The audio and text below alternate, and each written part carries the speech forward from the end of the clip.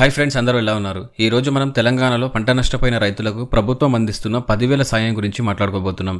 ఈ సాయం ఎలా పొందాలి, ఎవరు అర్హులు, అన్ని వివరాలు తెలుసుకుందాం. సో వీడియో చివరి వరకు చూడండి అండ్ సబ్స్క్రైబ్ చేయడం మర్చిపోవద్దు. తెలంగాణలో రీసెంట్ గా అకాల వర్షాలు, వడగండ్ల వాన వల్ల చాలా మంది రైతుల పంటలు దెబ్బతిన్నాయి. ఈ నష్టాన్ని భర్తీ చేయడానికి తెలంగాణ ప్రభుత్వం ఒక గొప్ప నిర్ణయం తీసుకుంది. అదే ఎకరానికి 10,000 రూపాయల నష్టపరిహారం.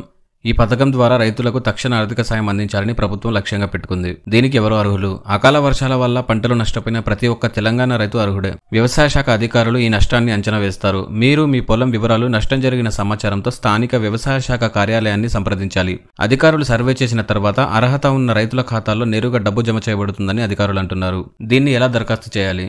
ఇప్పుడు ఈ సాయం కోసం ఎలా అప్లై చేయాలో చూద్దాం. నెంబర్ 1, మీ స్థానిక వ్యవసాయ శాఖ కార్యాలయానికి వెళ్ళండి. నెంబర్ 2, మీ భూమి వివరాలు, ఆధార్ కార్డు, బ్యాంకు ఖాతా వివరాలు సమర్పించండి. నెంబర్ 3, నష్టపోయిన పంటల గురించి పూర్తి సమాచారం ఇవ్వండి.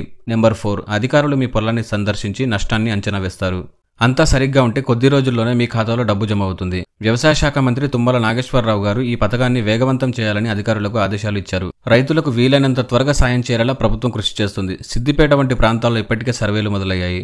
ఇవి తెలంగాణ రైతులకు 10,000 సాయం గురించి పూర్తి వివరాలు. మరి ఇక్కడ చాలా మంది రైతులకు వచ్చే డౌట్ ఏంటంటే, ఇప్పటి వరకు తెలంగాణలో సగం మందికి పైగా రైతు బంధు అందలేదు. మరి ఈ 10,000 సాయం ఖచ్చితంగా అందుతుందా అని చాలా మంది డౌట్ పడుతున్నారు. కానీ ఈ విషయంలో ప్రభుత్వం చాలా సీరియస్ గా ఉంది. మంత్రులు స్వయంగా ఫీల్డ్లోకి దిగి నష్టాన్ని అంచనా వేయడం, అధికారులకు గడువులు విధించడం జరుగుతుంది. అయితే రైతులు కూడా అప్రమత్తంగా ఉండాలి. మీ నష్టం వివరాలు స్థానిక వ్యవసాయ శాఖలో తప్పకుండా నమోదు చేయండి. ఒకవేళ ఆలస్యం జరిగినా పట్టు వదలకుండా ఫాలో అప్ చేయండి. ఈ సమాచారం మీకు ఉపయోగపడిందా? కామెంట్లో తప్పకుండా చెప్పండి. మీకు ఇంకా ఏమైనా సందేహాలు ఉంటే స్థానిక వ్యవసాయ శాఖను సంప్రదించండి. ఇలాంటి ఉపయోగకరమైన వీడియోల కోసం మన ఛానల్ని సబ్స్క్రైబ్ చేయండి, బెల్ ఐకాన్ని క్లిక్ చేయండి. నెక్స్ట్ వీడియోలో మళ్ళీ కలుద్దాం. Bye bye.